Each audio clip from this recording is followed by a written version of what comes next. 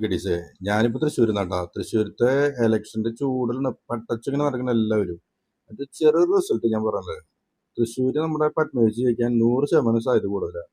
കൊല്ലൂരത്തെ കാര്യം പറയുകയാണെങ്കിൽ കെ രാജൻ 90% ജയിക്കും. പിന്നെ വടക്കാഞ്ചേരി സേവ്യർ ചിറ്റിലപ്പള്ളി അതിന് ജയിക്കുള്ളൂ. പിന്നെ മണലൂരത്തെ കാര്യം പറഞ്ഞാൽ ഭയങ്കര ടൈറ്റ് മത്സരമാവും. ഒരു 5000 വോട്ട് 6000 വോട്ടിന്റെ ആര് ജയിച്ചാലും അത്രേ പേരുള്ളൂ. പ്രതാപേട്ടനായാലും രവീന്ദ്ര മാഷായാലും. പിന്നെ കുന്നംകുളത്തെ കാര്യം അനിലക്കരയാണോ എന്ന് എനിക്ക് ഉറപ്പില്ല. അനിലക്കരാണെങ്കിൽ ഭയങ്കര ടൈറ്റ് മത്സരമാവും. എന്നാലും മൊയ്തീനിക്കാണ് സാധ്യത കൂടുതൽ. ഇപ്പോഴത്തെ ഒരു സാഹചര്യം വെച്ചിട്ടാ മൊയ്തീനിക്ക് ജയിക്കാൻ സാധ്യത കൂടുതലുണ്ട്. സേവ്യർ ചിറ്റിലപ്പള്ളി പിന്നെ പറഞ്ഞു ഞാന് സേവ്യർ ചിറ്റിലപ്പള്ളി ജയിച്ചു ഉള്ളത് പറയാം.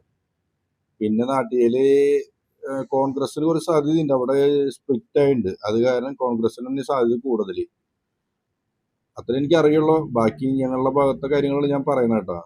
പിന്നെ കേരളത്തില് ഭരണം പിടിക്കാൻ കോൺഗ്രസിന് ഒരു 80-85 സീറ്റ് കോൺഗ്രസ് മേടിച്ച് അധികാരത്തിൽ വരും. BJPക്ക് ഒരു 3 സീറ്റിന്റെ അതുവരെ കിട്ടാൻ സാധ്യത കൂടുതലാണ്. 3 സീറ്റ് കിട്ടും. അത് എന്റെ വിലയിരുത്തലാണ്. പിന്നെ എനിക്കറിയില്ല. ഇപ്പോഴത്തെ സാഹചര്യം പറയുന്ന കേട്ടാ. എന്തായാലും എല്ലാവരും വോട്ട് ചെയ്തോളൂ. ഓക്കെ.